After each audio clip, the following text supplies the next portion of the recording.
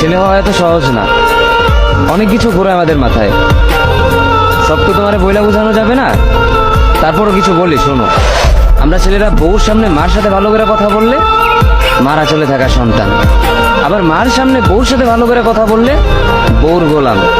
নিজের ছেলে মেয়েদের যদি মারি আমাদের দয়া মায়া নাই, আর ওই ছেলে মেয়েদের যদি কিছু না বলি আশকারা দিতেছি। নিজের বউরে দিয়া যদি জব করাই সেই ক্ষেত্রে আমি বউর কামাই খাই, আর যদি বউরে দিয়া জব না করাই আমি সন্দেহ করি। সারাদিন ঘরের বাইরে থাকলে আমরা ভাদাইম্মা, আর যদি ঘরের ভিতরে থাকি তাহলে বেকার, কাজ কাম নাই। আর এই তোমাদের মেয়েদের গায়ে যদি আমরা ভুলেও টাচ করি না আমরা নির্যাতক, আর যদি তোমরা মেয়েরা আমাদের গায়ে হাত তুলো আমরা কাপুরুষ।